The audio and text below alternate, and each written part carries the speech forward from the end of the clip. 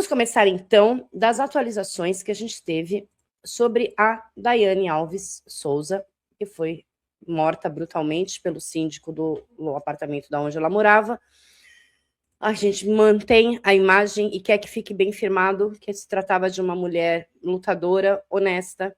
Daiane deixou uma filha, deixou mãe, deixou 2 irmãos, deixou uma cunhada, deixou toda uma nação indignada pela inércia, pelo desamparo, pelo despreparo da Polícia Civil e pela omissão do sistema judicial, pelo protecionismo que existiu, e até certa forma a inércia, e a gente consegue ainda estar percebendo ali atos de tentativas de distorção da realidade. O síndico não é inocente, seu filho não é inocente, o porteiro não é inocente, provavelmente sua mulher não é inocente, mas eles precisam ser trazidos à baia da justiça para que a gente honre, para que a gente nunca esqueça, para que a gente continue prestando apoio. Boa tarde, Esther, boa tarde, Adriana, Beatriz, Antônia, gente, que maravilha estar com vocês aqui na sexta-feira. Obrigado pela presença de todos, de todos, de todos.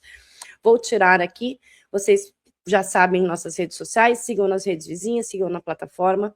Ainda não há nenhuma posicionamento oficial pela família sobre o velório e o enterro da Daiane. O corpo ainda não foi liberado pelo IML. Ontem eu fiquei conversando até muito tarde da noite com a Ludmilla. Questões referentes às ações futuras que precisam ser feitas no âmbito judicial, tanto criminal quanto civis. Entendo que a família da Daiane faz direito a uma reparação criminal que nada tem a ver e não se confunde com indenizações e reparações civis. Não é uma indenização, é uma reparação. É literalmente fazer com que o autor do crime, na sua condenação, pague um valor, uma quantia financeira para os familiares. A gente precisa compreender que ele possui imóveis, há suspeitas não confirmadas, a gente não traz boatos, a gente prefere aguardar posicionamentos oficiais, mas que ele dispõe de valores altos em sua conta bancária, em sua conta corrente, ele tem uma situação financeira bastante estável e segura. A Daiane deixou uma filha menor de idade que vai precisar de todo o apoio e amparo, e isso traz também a questão financeira e a questão da necessidade da reparação criminal, que deve ser pedida pelo promotor de justiça quando for oferecida a denúncia. Não se confunde com ações de indenizações, não se trata disso. Se trata de quando o condenado vem através de uma sentença, o juiz aplica um valor para reparar o dano que causou aquela família, assim como as despesas e o dano ao que a gente chama de erário público. Mas é necessário que o promotor peça ou o assistente de acusação da família, se assim houver e for constituído, que não esqueça de fazer a apresentação do pedido da reparação criminal para que os familiares da Daiane tenham ao menos uma segurança e uma estabilidade mínima, não é trocar Daiane por dinheiro, é fazer com que o agente ou os autores do crime tenham gastos financeiros, porque, gente, vamos pensar o seguinte, os crimes no nosso país, eles valem a pena, eles compensam. Se esse homem, de fato, possui as quantias que estão sendo divulgadas em redes não oficiais de valores em sua conta bancária ou na conta da qual ele administrava, ele precisa ter certeza que esses valores não... Porque enquanto a Daiane está sendo preparada para um enterro e um velório, e ele preparado para cumprir a sua pena numa cela por pouco tempo, insignificante, na verdade, que ele vai ter que fazer direito a diversos benefícios, embora existam imensas qualificadoras, e a gente esteja falando de um feminicídio agravado e qualificado, quando ele sair, ou enquanto ele lá estiver, a família vai ter dinheiro para jumbo, a família vai ter dinheiro para visitas, o filho dele vai poder fazer as coisinhas dele, todo mundo vai fazer as coisinhas dele, e a família da Daiane, o que vai acontecer com ela? Então, é muito importante que a gente traga esse ponto. Vamos começar daqui, então, porque existem algumas reportagens que eu separei para atualizar. Ontem, o Kleber e o seu filho Michael foram ouvidos e o pedido de liberdade apresentado na audiência de custódia foi negado. Por que é importante fazer a manutenção das informações e do caso diariamente por maior número de pessoas, porque para a gente causar uma coisa que se chama clamor social e mostrar para a justiça que nós não vamos aceitar que ele responda em liberdade, porque ele possui traços de periculosidade, ele obstruiu a justiça, ele destruiu provas, ele coagiu testemunhas. Ele não colaborou com as investigações. Ele, por 43 dias, omitiu seus atos e a confissão que ele fez, com toda certeza, a defesa dele, que é constituída de advogados famosos, já envolvidos em situações bastante polêmicas, de grande repercussão no nosso país, não podem ficar, como tudo nesse país, pelo favorecimento, pelo corporativismo e pelas amizades em troca de aplicação justa e correta da lei penal. A lei penal, ela precisa, a justiça, ela não é existente se você não buscar, lutar e fizer por onde. Ficar de braços atados ou cruzados não traz justiça. Além da ação ativa e eficaz de um corpo defensivo necessário, vindo primeiramente como primeira linha de enfrentamentos do promotor de justiça, a família, no meu entendimento, carece de uma atuação de um assistente de acusação bastante efetivo e eficaz, embora ainda não exista uma ação penal instaurada e a denúncia não tenha ainda sido apresentada, porque o inquérito policial permanece aberto. Ele precisa de um relatório final para ser finalizado, fase 1 do pré-processual, fase 2, recebido o relatório final do inquérito, o promotor de justiça oferece sua denúncia, onde, entendo, tem que ser apresentado o pedido da reparação criminal, o cumprimento integral até a condenação em trânsito julgado pelo plenário do júri de regime fechado imposto a ele. Vamos começar, então, a ver as principais notícias que a gente teve, porque o Kleber já começou a arrear, é o famoso arria. Já começou a dizer que está muito arrependido do que fez. Então, vamos começar das primeiras informações que a gente teve na tarde de ontem. Estou adicionando ao palco, a gente vai assistir junto 2 reportagens e uma coletânea que eu fiz para a gente se atualizar. O Fred está acompanhando, pessoal, toda essa movimentação lá no complexo de delegacias especializadas lá na cidade de Jardim. O síndico e o filho passaram por audiência de custódia hoje, vão continuar presos. E agora, vou com o Fred lá no Homicídios, porque eles não sei se estão ou se já foram ouvidos na delegacia de homicídios. Como é que é, Fred? Conta tudo pra gente. Boa noite. Boa noite, Branquinho. Boa noite também para você que nos acompanha. Eles continuam sendo ouvidos. Esse depoimento já dura mais de 4 horas. A nossa equipe chegou aqui no começo da tarde, por volta de 1h30 da tarde. Pouco tempo depois, cerca de 10, 15 minutos, a gente inclusive presenciou flagrando o momento em que o Kleber e também o filho saem da DECAP, que é a Delegacia Estadual de Capturas, e são trazidos aqui para a Delegacia de Homicídios, onde eles permanecem sendo ouvidos pelo delegado. Eu conversei com o delegado antes dele entrar para conversar com os dois, e o delegado me disse que essa é a primeira vez, é o primeiro depoimento oficial dos dois. Esse depoimento ele acontece acompanhado aí dos advogados, tanto do Kleber como também do Michael, são advogados diferentes. Ontem nós conversamos com os advogados do Kleber, que é o síndico, e hoje nós acompanhamos aqui a chegada de 2 advogados também que representam o Michael, que é filho do síndico. Então eles estão, nesse momento, ainda prestando depoimento. Agora há pouco eu conversei com um agente que disse o seguinte, Branquinho, que esse depoimento ele vai levar muito tempo, até porque a polícia vai perguntar tudo, né? Como é o primeiro depoimento oficial, a polícia quer saber de detalhes. Eles são ouvidos separadamente para que a polícia consiga montar esse grande quebra-cabeça e tentar entender também a dinâmica de como tudo isso aconteceu, de que forma a Daiane foi morta, como ela foi atraída para o local onde ela aparece ali nas imagens pela última vez. Então, esses depoimentos ainda acontecem, a gente está na expectativa que eles saiam a qualquer momento. Eu acredito que isso não vai acontecer por agora, até porque os advogados permanecem lá dentro e eles são os primeiros a sair. A gente vai continuar aqui e a qualquer novidade, Branco, eu te aciono aí. Isso aí é uma diligência muito importante, ela tem que ser acompanhada pela defesa técnica, e isso está acontecendo. O Fred Silveira está lá, olha lá o Fred lá na imagem, lá, quando eles saem da DECAP, da Delegacia de Capturas, são só alguns passos, né, Fred? Ficam presos ali, detidos ali, justamente para essa facilidade ali das acariações, e aí estão sendo ouvidos lá na Delegacia de Homicídios. Então, essa é a primeira reportagem. O que é importante... Cadê eu? É o Mike, tá só aqui. Essa foi a primeira reportagem de ontem, eles sendo conduzidos para terem a sua oitiva acolhida na delegacia. Eles precisam colaborar agora com os atos judiciais. A autoridade policial vai buscar por contradições nas versões, porque a mim parece bastante claro que, sendo a Daiane uma lutadora, literalmente uma mulher forte, uma mulher lutadora, não seria facilmente subjugada só pelo Marcos.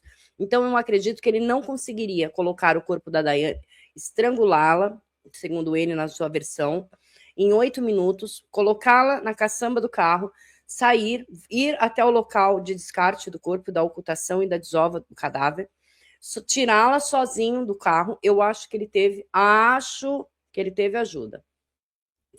Suponho, principalmente por causa da localidade onde o corpo foi encontrado, na região de mata.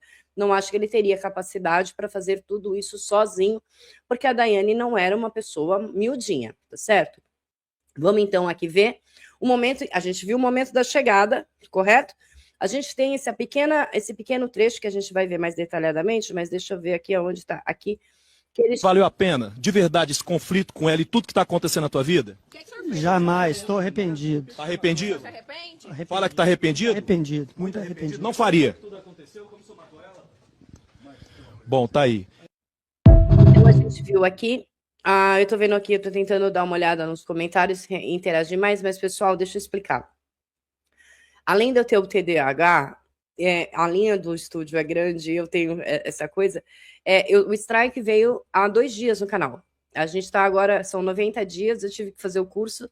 Foi uma tremenda de uma sacanagem, foi um vídeo retirado do Instagram de 1 minuto e 4 segundos, que fazia um resumo de IA sobre as principais ocorrências do determinado, acho que era o 21º dia, do caso das crianças desaparecidas de Bacabal.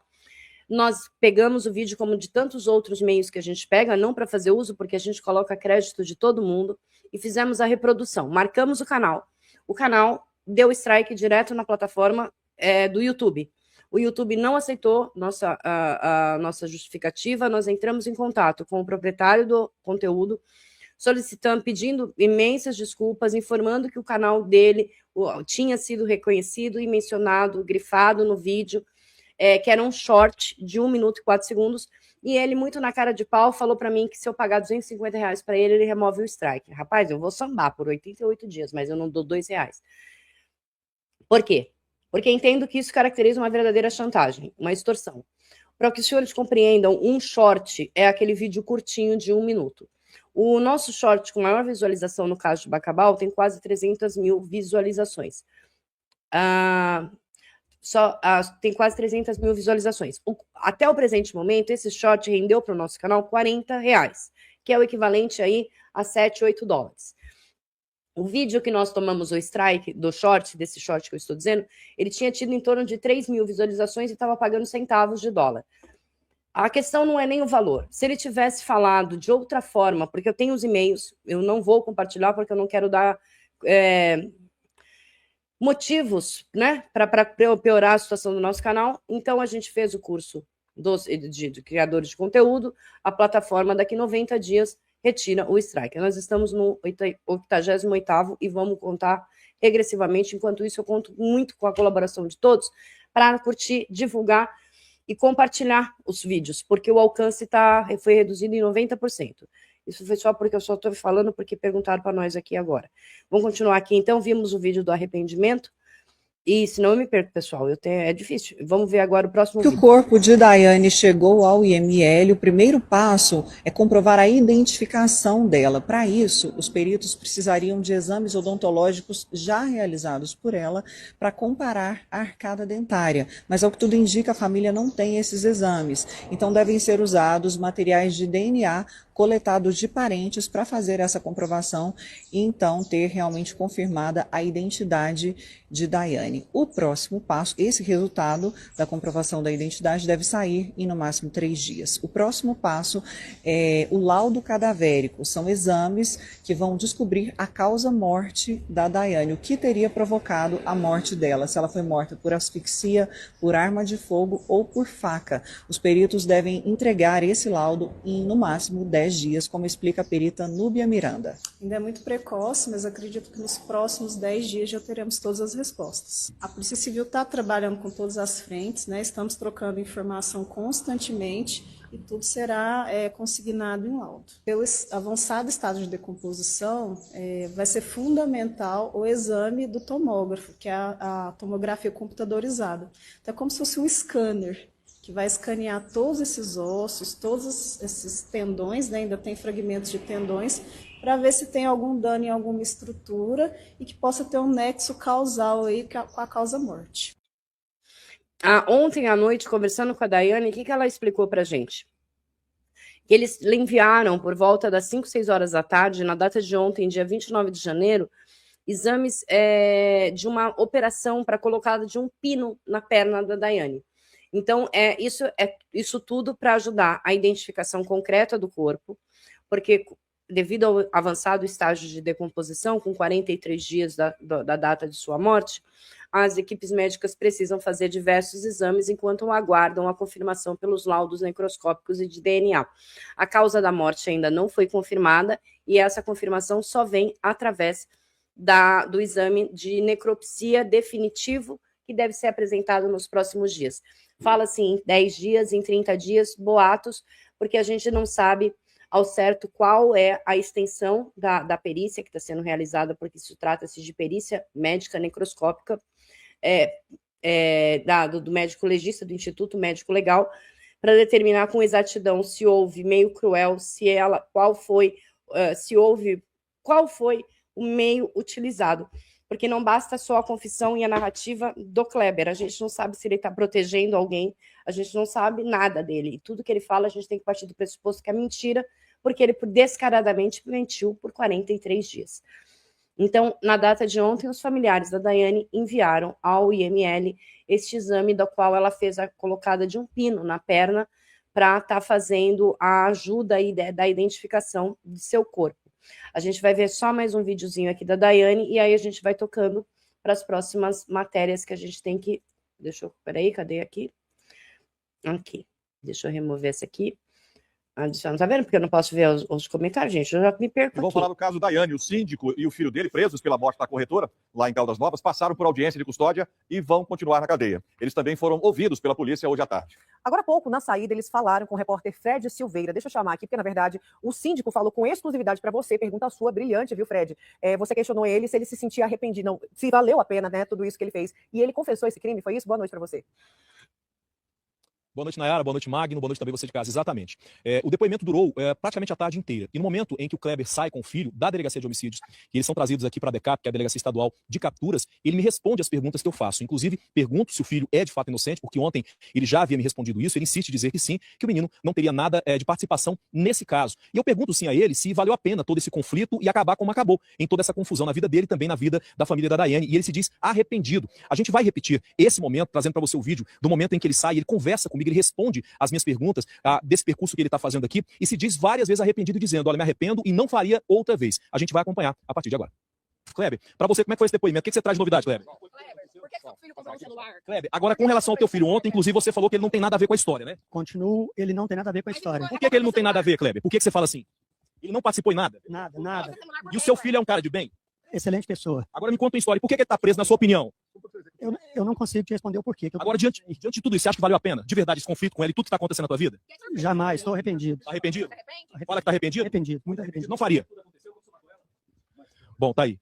Tá aí, a gente acompanhou. Ô, Marco, você tem alguma coisa a ver? Você é inocente? Não tem nada a ver com isso. A questão do celular foi apenas para conta do aplicativo do condomínio. Só pra isso? Tudo para eles é só, né, Bom, pessoal? como nós notamos aí, o filho também conversa, ele fala comigo. O filho, que inclusive, segundo a polícia, vinha atrapalhando as investigações e teria trocado esse celular do filho. O Michael, quando ele chega aqui, ele me diz o seguinte, olha, eu troquei o celular do meu pai por causa de um aplicativo do condomínio. Essa é a versão dele. Como eu disse, o depoimento durou praticamente a tarde inteira. Eles foram ouvidos em momentos diferentes, acompanhados dos advogados, saíram aqui da DECAP por volta de 1h40 da tarde e saíram só agora, por volta de 6h10, 6h05, mais ou menos, o horário que eles foram então trazidos aqui para a DECAP. Não se sabe, por enquanto, qual é o teor desses depoimentos. Eu conversei agora há pouco com o delegado, que disse que por enquanto não pode falar nada. Possivelmente, amanhã, eles vão preparar alguma coisa para passar para a imprensa sobre esse depoimento, tanto do Kleber como também do Michael, que é filho do síndico. O que se espera com isso é que eles tragam novidades e a polícia consiga montar um quebra-cabeça para entender como ela foi morta, de que forma o corpo dela foi retirado de dentro do prédio e também um tempo que existe ali na filmagem, onde ela aparece pela última vez e somente depois de um tempo aparece uma outra mulher que é moradora do prédio. Então a polícia tenta entender o que aconteceu nesse prazo. Esse depoimento é extremamente importante. Agora há pouco nós conversamos também com os advogados. O advogado do Kleber não quis falar, já o advogado do Michael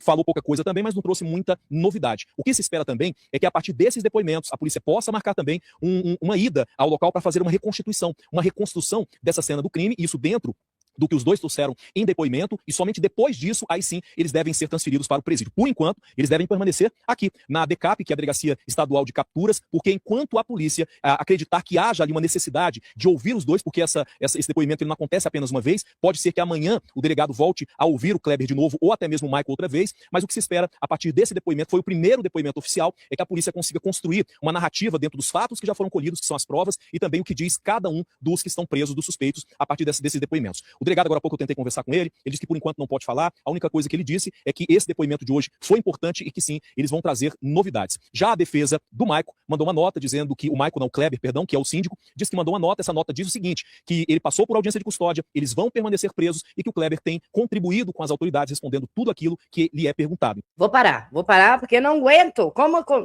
Como contribuindo com as autoridades, colega? 43 dias de omissão, destruição de prova, destruição de evidência. O filho destruiu os celulares, comprou um outro e veio dizer na cara de pau, na cara lavada, que não tem nada. Isso é um escárnio. Isso é um escárnio. Vamos continuar com essa Então a defesa se mantém, por enquanto, ainda entrando em todo o caso, porque ontem eu conversei com a defesa do Kleber, que disse que, como o caso é segredo de justiça, tem muita coisa que eles têm uma certa dificuldade. Ainda ontem, como a prisão aconteceu pela manhã, eles estavam ainda se inteirando de tudo isso, acompanhando tudo de muito perto, e aí eles vão devagarinho construindo ali toda uma narrativa da própria defesa, naturalmente, para tentar ali trabalhar da melhor maneira possível. Eu perguntei também para a defesa do Kleber e também do Michael se eles acreditavam, antes da audiência de custódia, que os clientes sairiam ali para responder em liberdade, eles permaneceram calados, até porque a defesa diz que a situação é delicada e complicada e que é preciso esperar para poder entender de fato o que pode ter acontecido. Como vocês viram aí, o Kleber, durante a conversa que eu tive com ele traz ali uma declaração que é importante, que pegou todo mundo de surpresa, foi a primeira vez que ele fala do crime diretamente, e essa declaração pegou todo mundo de surpresa, inclusive a própria polícia, porque não esperavam que ele falasse nesse percurso, quando ele diz o seguinte, olha, não faria, estou arrependido, quando eu pergunto para ele se valeu a pena esse conflito e acabar como ele acabou, que é preso, destruindo a família da Daiane e também a família dele, nessa situação toda complicada por causa desses conflitos que ele teve. Então ele diz aqui, ao chegar, estou arrependido, faria de novo? Ele diz, jamais. Eu volto com vocês no estúdio. Ô Fred, a propósito essa declaração dele foi tão impactante, vamos repetir, a curtinha, né? Um grande feito. Peraí, antes de repetirem, me acabaram de me passar aqui, porque, pessoal, as perguntas mais importantes, a minha ajudante aqui, minha editora-chefe vai passando. É um feminicídio. Neste caso, eu acredito que é um dos feminicídios mais claros que a gente vê. A perseguição com a Daiane começou quando ela não aceitou se subjugar às vontades e aos desejos gananciosos do Kleber. Ele a matou por ela ser mulher e por ela enfrentá-lo. Este, para mim, é um dos casos mais claros que nós tivemos de feminicídio neste ano, porque ele vem vindo numa escala que a gente percebe da omissão do judiciário e da omissão das autoridades. E se não fosse o trabalhinho de formiguinhas, meu e de diversos outros colegas de plataforma que trouxeram e ficaram batendo na tecla e dando voz e tentando reverberar a voz da família da Daiane, dificilmente a gente já está vendo essa cena. Mas vamos continuar que a gente vai ver a reportagem inteira aqui. Deixa eu colocar de novo na tela. Então, ao meu ver, claro que isso vai depender do relatório final do delegado de polícia e vai depender da leitura baseada neste relatório final do promotor de justiça quando oferecer a sua denúncia. Eu entendo que a gente tem a emboscada, o meio cruel, o meio que dificultou a defesa da vítima, a ocultação do cadáver, a destruição de prova, a fraude processual em destruir as imagens ao alterar a residência da Daiane, a coação no curso do processo, a coação a testemunhas.